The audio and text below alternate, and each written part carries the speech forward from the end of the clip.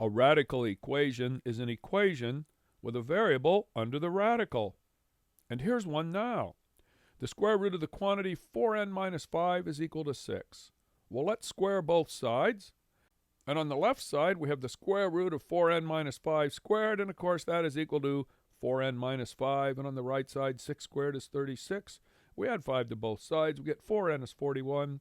Divide both sides by 4, and we get that n is 10.25. Let's try another.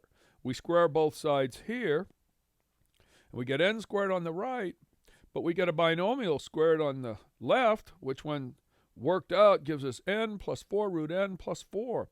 But that still leaves us a radical in this equation, which we don't want, so we're going to try another method. We're going to recopy it, and we're going to add negative 2 to both sides first. And now when we square both sides, we get n on the left side, and we get a trinomial n squared minus 4n plus 4 on the right side. Then we're going to add a negative n to both sides, and we get 0 is equal to n squared minus 5n plus 4.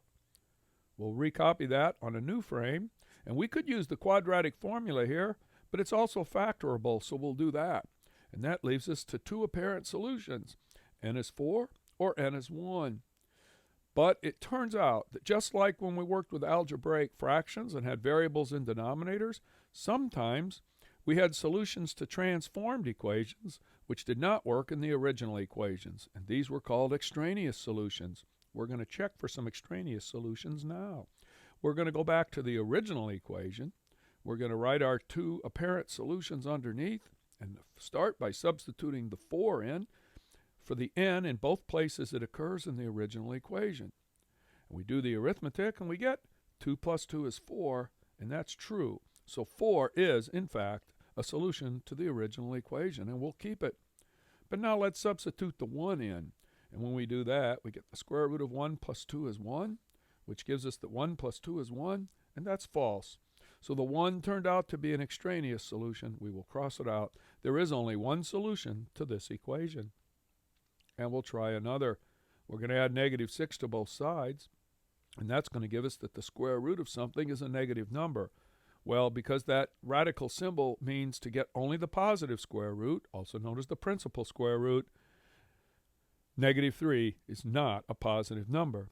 So there is no positive square root of something that is a negative number. So there's no answer to this equation.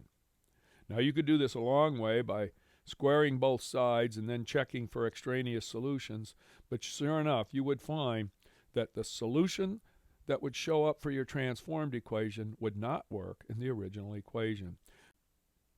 But we're going to stop here because as soon as we see that when we try to find the positive square root of a real number, and that turns out to be a negative number, that doesn't work. So there is no solution to this equation. And we'll try one more. We're going to add negative 4 to both sides.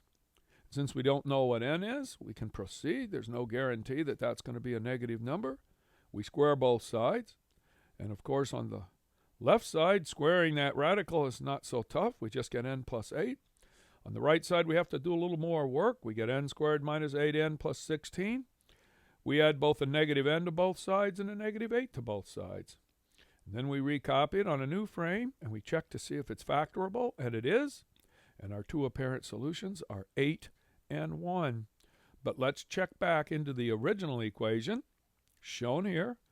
Let's write our two apparent solutions, and let's substitute them in one at a time. We're going to start with the 8, and so we get the square root of 8 plus 8, which of course is the square root of 16.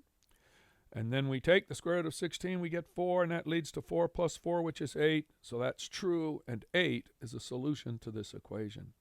Well, let's see how 1 does when we plug that in. Get 1 plus 8 is 9. The square root of 9, that comes out even. That's 3. But then we have 3 plus 4 is 1, which is a false statement. So the second apparent solution was extraneous, and the only solution to this equation is 8. To summarize, a radical equation is an equation with a variable under the radical. Be sure to substitute your solutions to transformed equations back in original equations to check for extraneous solutions.